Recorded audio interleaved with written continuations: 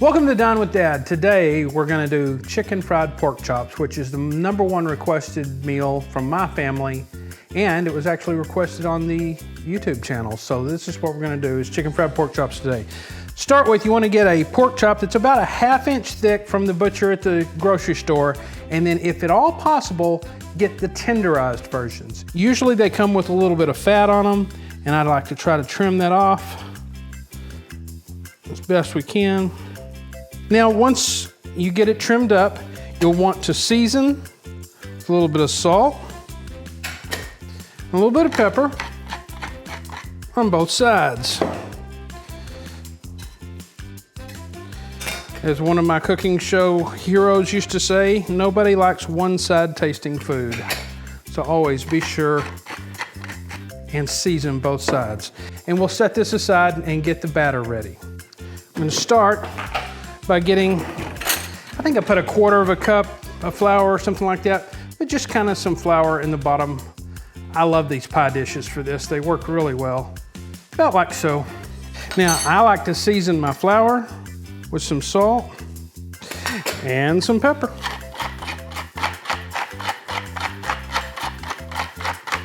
Get you a fork, mix that up. And now the eggs.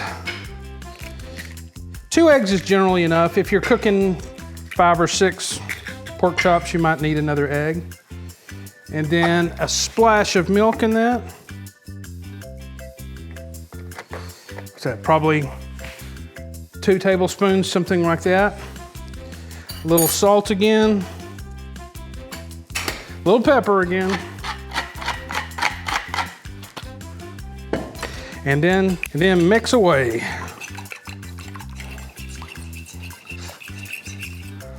All right, so we've got the dredge and the batter ready to go. So let's move over to the stove and get cooking.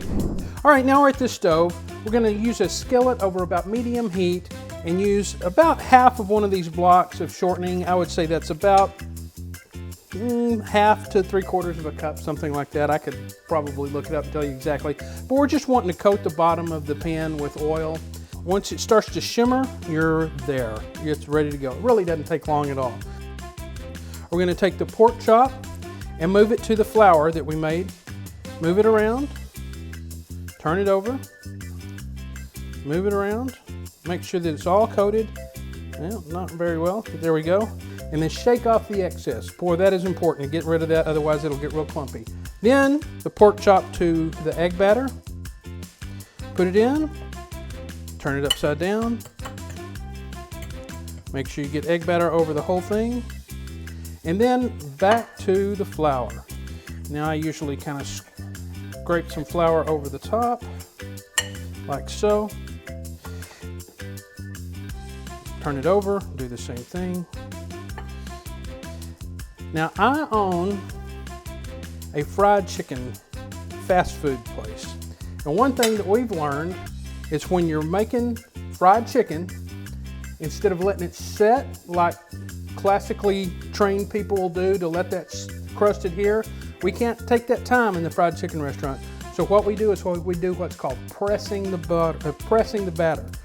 So you just take your hand and give it a push like that on both sides, and that really helps that batter adhere. Shake off the excess and straight into the oil. The sizzling is what you want to hear. And while it's starting to cook, I'm going to go wash my hands.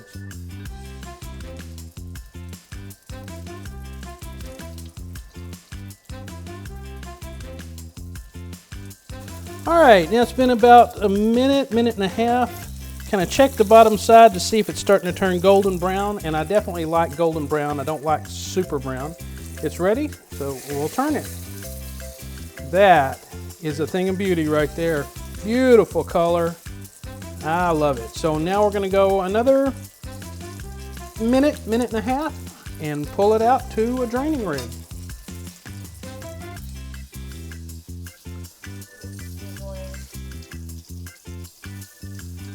Okay, now we've gone about another minute and a half, and it looks like it is ready to pull. Yep, look at that. That is gorgeous.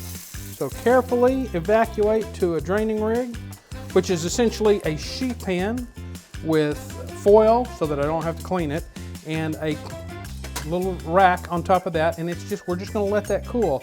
If you're going to be a while, you can always put this in the oven at its lowest setting. I've actually got a warm setting on my oven, so I use that a lot. But we're just going to be a few minutes making the gravy, so I'm just going to let that rest while we make the gravy. All right, now we're going to make the gravy, and we're going to need about 2 tablespoons of grease. And the best way I've ever figured out to do that is using a heat-safe bowl. Take and pour off the grease that you've got in there.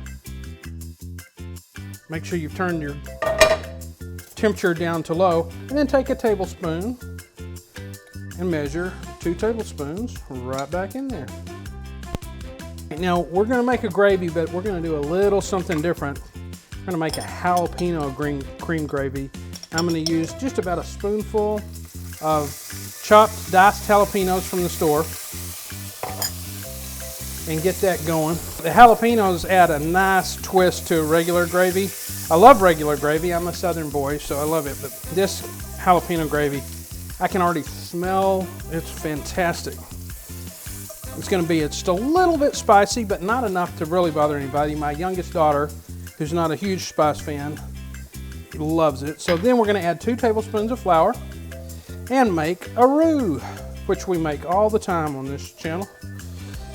Cook that down. We're going to cook this down a bit to where it has lots of flavor. So usually I'll say we cook it till it's got a nutty flavor. Right now I smell jalapeno, and that's about all I can smell. So hopefully we can smell the nutty flavor through it. But man, that jalapeno really adds a depth that is nice. We do want to cook this in the same pan that we cooked the pork chop in, because the pork chop left lots of little bits and things down on the bottom of the pan, and all of that is flavor. Yeah, okay, there we go. Yeah, I'm starting to smell nuts and jalapenos. That is what we're looking for. I've got 2 cups of milk, and I'm going to start with about half of that. Typically, the formula goes a tablespoon of flour, a tablespoon of butter, and 1 cup of liquid. So we should see this 2 tablespoons that we've got in here of flour and butter, or flour and oil in this case, should thicken nicely 2 cups, but it doesn't always. And it's going to here. I can see it's starting to thicken already, so we can add more. And believe me, you want this gravy thin in the pan, because it will thicken as it cools. It will thicken a lot as it cools.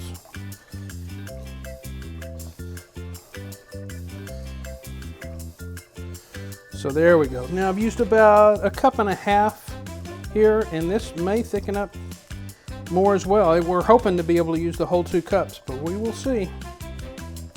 You kind of have to go by sight and the look, just the look of the gravy. And again, it won't come till its full thickening power until it starts to boil. When we added that second batch of milk in there, we cooled it off. While we're waiting for it to come to a boil, I'm going to add a little pepper, because all white gravy needs pepper in my opinion. There we go. It's starting to come to a boil now. Stir that pepper in there. You see that slow rolling boil? Boy, that is nice. So we're going to taste, and I only have 1 spoon this time, so bear with me. I'm going to dip the spoon in. This is hot, so good, but needs more pepper and more salt. I can taste the jalapeno in the back of my throat. Just a little bit. It's not burning at all. And I can taste the cream gravy. A little more salt and pepper will really bring it right to where we want it to be. See how that's getting thick again? Probably going to want to thin that some more.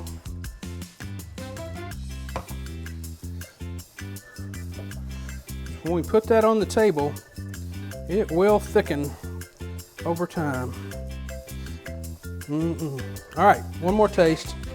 I'm going to double dip, but since I'm the only one eating, it'll be all right. There we go.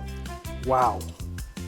This is one of my all-time favorite things, gravy. You can put this on biscuits, sausage biscuits. You can put it on chicken fried steak, chicken fried chicken, but we're doing chicken fried pork chops, which really my family now likes better than chicken fried chicken or chicken fried steak. All right, there's the boil, and now we're gonna plate this up into a gravy boat. All right, now here we go into the gravy boat. Let me get this so I can scrape all that lusciously goodness out. And the pour right there, if I can do it. And see how that's coming out a little bit thin? That'll be perfect by the time it gets to the table. All right, let's go eat. All right, now we're gonna put a little gravy on there. If you can't tell, I love this gravy and I love this pork chop. It is really something special. You can see the meat there is white. It is really tasty. To me, it's more tasty than chicken. It's softer and leaner than chicken fried steak. It really is wonderful. Oh, that's good. I think I'm gonna sit here and eat this whole thing. Get another bite, because that's good stuff. The gravy is my favorite part. It's got a little bit of a kick with the jalapeno, but it's not hot. It's just enough spice to make it interesting. And it really works well with the mild meat of the pork. So I would encourage you to try this one. It's absolutely my family's favorite meal. Thanks, and we'll see you next time.